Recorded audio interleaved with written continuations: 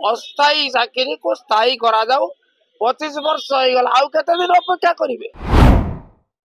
चाकरी को स्थायी करा जाऊ नियमित करा जाऊ। प्रांतिक कर्मचारी माने आज रास्ता को ओल्लैचंती संघर गोटे दाबी जे आमर चाकरी को स्थायी करा जाऊ नियमित करा जाऊ एवं ये दाबीर यथार्थता अछि। 25 वर्ष धरी निरवच्छिन्न भाव निष्ठार सहित सेमाने तांकर कर्तव्य पालन करिसंती। सेमाने लोकन को जल जोगान सेवा जोगे दबारे साहाय्य करिसंती जहा फल निरवच्छिन्न भाव लोके जल सेवा पाइचंती एवं सरकार मध्य सेतिपाई प्रशंसा पाइचंती। सरकार प्रशंसा पांतु प्रत्येक जनस्वास्थ्य कर्मचारी संघ माने बंधु मानकर ये लक्ष्य किंतु सरकार मध्य दाबी को ग्रहण करंतु दाबी को सम्मान दियंतु। दाबी अनेक सत किंतु दाबी होची गोटिए एक रु अनेक गोटिए दाबी मु दाबी करे जे राज्य सरकार काल विलंब न करी कर्मचारी संघ यांत्रिक कर्मचारी संघ को डाकंतु आलोचना करंतु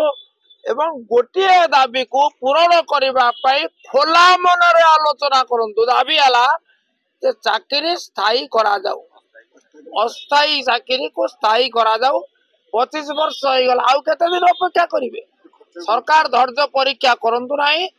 विशेष बड़ बोझ सरकार ऊपर हब नाही किंतु वार्षिक 6 कोटी टंका हिसाब करा जाइछ संघ तरफ वार्षिक 6 कोटी टंका सरकार किछि नुहे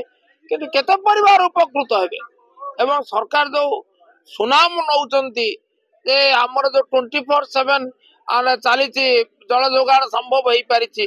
ये समय रे संकट समय रे एबे दाना बात्या गला दाना बात्या समय रे कोविड समय रे सबु ठप होइतला किंतु जल जोगान ठप होइनी का पई ए कर्मचारी भाई मानक पई ताले जदी सेमाने लौ लुआ देइकरी सरकार को सुनाम पाई चेष्टा करिवे लोकन को सेवा देवा पाई चेष्टा करिवे ता विनिमय रे पाइबे कोन उपेक्षा हेबे कोन उदासीनतार शिकार सरकार ताले उदारतार सहित ये दाबी शुणंतु विचार करंतु पूरण करंतु अस्थायी कर्मचारी को स्थायी करंतु आमर पूर्ण सहयोग रही कारण ये दाबीर यथार्थता अच्छी दाबी यथार्थ नहले सहयोग हुंता नहीं खाली आमर नुहे राज्यवासी एप्रति सहानुभूति अच्छी विरोधी को भयर बहन करते आज्ञा विरोधी को भयर बहन करते से तो गोटे धारावाहिक प्रक्रिया हो गला कि दुर्भाग्य सरकार थिले माने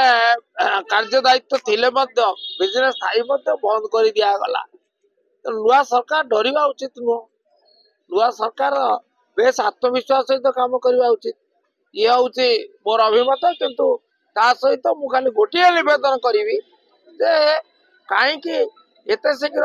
लोके रास्ता को आसुचंती तांको दुख बुझंतु तांको दुख दूर करंतु एवं उदार चित्त रे विचार करंतु।